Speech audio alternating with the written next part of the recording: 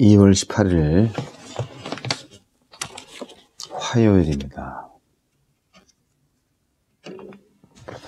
창세기 30장 25절로 43절 말씀. 라헬이 요셉을 낳았을 때 야곱이 라반에게 이르되 나를 보내어 내 고향 나의 땅으로 가게 하시되 내가 외삼촌에게서 일하고 얻은 처자를 내게 주시어 나로 가게 하소서. 내가 외삼촌에게 한 일은 외삼촌이 아시나이다. 라반이 그에게 이르되 여호와께서 너로 말미암아 내게 복 주신 줄을 내가 깨달았노니 내가 나를 사랑스럽게 여기거든 그대로 있으라. 또 이르되 네 품삯을 정하라. 내가 그것을 주리라. 야곱이 그에게 이르되 내가 어떻게 외삼촌을 섬겼는지 어떻게 외삼촌의 가축을 쳤는지 외삼촌이 아시나이다. 내가 오기 전에는 외삼촌의 소유가 적더니 번성하여 때를 이루었으니 내 발이 이르는 곳마다 여호와께서 외삼촌에게 복을 주셨나이다. 그러나 나는 언제나 내 집을 세우리이까. 라반이 이르되 내가 무엇으로 네게 주랴. 야곱이 이르되 외삼촌께서 내게 아무것도 주시지 않아도 나를 위하여 이 일을 행하시면 내가 다시 외삼촌의 양떼를 먹이고 지키리이다. 오늘 내가 외삼촌의 양떼에 두루 다니며 그 양 중에 아롱진 것과 점 있는 것과 검은 것을 가려내며 또 염소 중에 점 있는 것과 아롱진 것을 가려내리니 이 같은 것이 내 품삯이 되리이다. 후일에 외삼촌께서 오셔서 내 품삯을 조사하실 때 나의 의가 내 대답이 되리이다. 내게 혹시 염소 중 아롱지지 아니한 것이나 점이 없는 것이나 양 중에 검지 아니한 것이 있거든 다 도둑질한 것으로 인정하소서.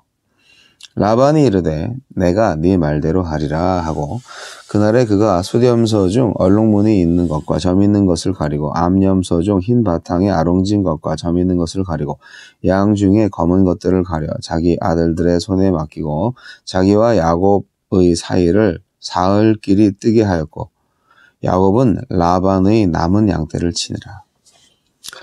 야곱이 버드나무와 살구나무와 산풍나무의 푸른 가지를 가져다가 그것들의 껍질을 벗겨 흰 무늬를 내고 그 껍질 벗긴 가지를 양떼가 와서 먹는 개천의 물 구유에 세워 양떼를 향하게 하며 그 떼가 물을 먹으러 올 때에 새끼를 베니 가지 앞에서 새끼를 베므로 얼룩얼룩한 것과 점이 있고 아롱진 것을 낳은지라. 야곱이 새끼 양을 구분하고 그 얼룩무늬와 검은 빛 있는 것을 라반의 양과 서로 마주보게 하며 자기 양을 따로 두어 라반의 양과 섞이지 않게 하며 튼튼한 양이 새끼 뵐 때에는 야곱이 개천에다가 양떼의 눈앞에 그 가지를 두어 양이 그 가지 곁에서 새끼를 베게 하고 약한 양이면 그 가지를 두지 아니하니 그렇게 함으로 약한 것은 라반의 것이 되고 튼튼한 것은 야곱의 것이 된지라. 이에 그 사람이 매우 번창하여 양떼와 노비와 낙타와 나귀가 많았더라. 막을 수 없는 복.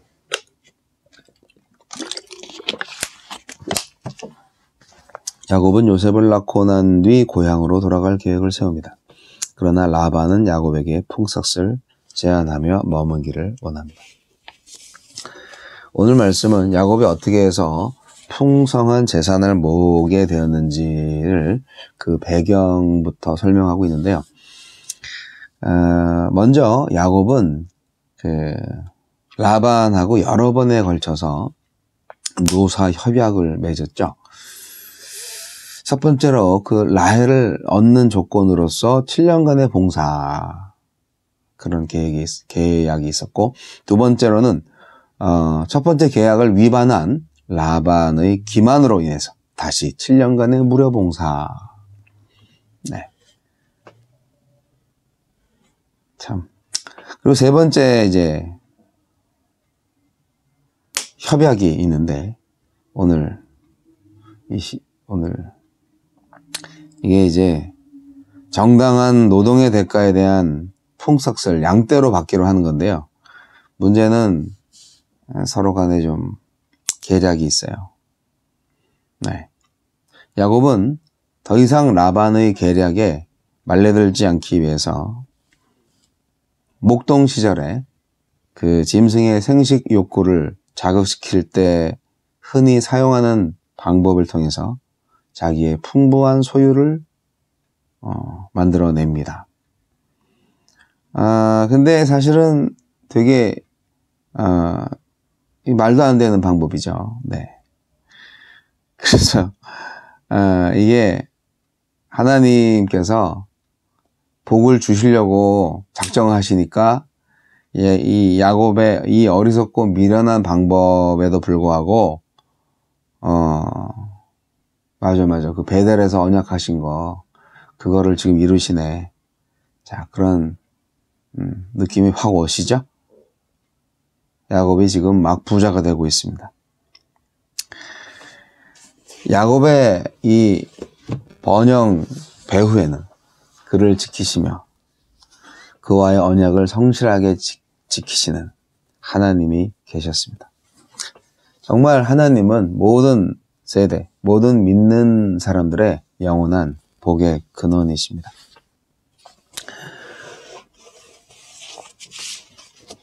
라반과 이 야곱은 참 어떻게 보면 악연이죠. 라반도 신앙인이에요. 그런데 욕심이 너무 많죠. 자기가 이룬 부가, 자기가 지금 부자가 계속 되고 있잖아요. 이것은 야곱과 함께 하시는 하나님 덕분이다 라는 것을 인정을 했어요. 근데 이제 욕심이 계속 생기니까 야곱한테 마땅한 대가를 주기보다는 그를 이용해 먹고 싶은 생각만 간절한 거죠. 그래서 협상할 때만 아주 극진히 대합니다. 그리고 그 후로는 종처럼 부립니다. 종처럼. 네. 나중에 나오는데요. 31장 7절에 보시면 10번이나 야곱의 임금을 띄어먹습니다. 야곱을 하나님께서 정말 혹독하게 연단하시는 것 같아요. 야곱의 그 인간적인 성향을 라반의 간교한 탐욕으로 연단하신 하나님. 참, 이제는 야곱을 긍휼히 여기시고 자기 약속을 기억하심으로써 라반의 지혜를 어리석게 만드시는 하나님. 라반이라는 인간은 참 대단하신 분이에요. 자기는 사랑스럽게 여김을 받기를 원하면서 야곱한테는 너무 야박했던 거예요. 야곱의 제안, 당연히 야곱 자신한테는 터무니없이 불리할 줄 알면서도 그대로 수용합니다. 그리고 얼룩무늬와 점 있는 수염소, 아롱진 점이 있는 암염소, 검은 양, 그런 것만 야곱의 거가 될 거라고 했는데 이마저도 사흘길이나 멀리 떨어지게 자기 아들들을 시켜서 조치합니다. 그러니까 아예 야곱의 소유가 생기지 않도록 차단하신 거예요.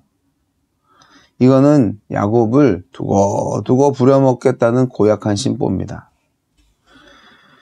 하지만 이제 야곱은 아주 신묘막측한 방법, 다른 말로 말하면 어처구니 없는 방법, 버드나무와 살구나무와 신풍나무 푸른 가지를 벗겨서 흰 무늬를 내고 물 먹으러 와서 교미하는 라반의 흰 동물들에게 보여줌으로써 얼룩이 있는 새끼를 낳게 합니다.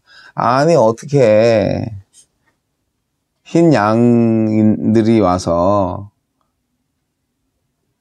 교미를 해서 얼룩무늬 있는 양을 낳습니까? DNA 원칙을 완전히 깨버리는 그런 일이 벌어집니다. 한술 더 뜹니다. 라반의 아주 튼튼한 흰 양들만 새끼를 베게 합니다. 그래서 아주 튼튼한 양들, 튼실한 것만 자기 거가 되게 합니다. 붉은 팥죽으로 에서의 장자권을 얻었던 야곱이 이번에는 라반의 것으로 라반의 흰 양을 얻고 있습니다. 속이는 자 야곱을 속여온 라반이 하나님의 도움을 받은 야곱의 속임수에 넘어가는 모습을 보고 계십니까? 역시 하나님은요, 속고 속이는 인간사의 최후의 승자입니다. 하나님 외에는 아무도 자신의 미래를 자기가 원하는 대로 얻지 못하는 것을 보여주는 오늘의 말씀. 꼼수도 하나님이 이용하시고 꼼수가 아닌 바보짓도 하나님이 이용하시고 어쨌든 부의 결정은 하나님이 하신다. 하나님의 긍휼과 사랑을 힘입어서 아니 오직 하나님께서 우리에게 주신 약속을 힘입어서 어떠한 경우에도 역사를 이루어 가시는 하나님을 찬양하시기 바랍니다.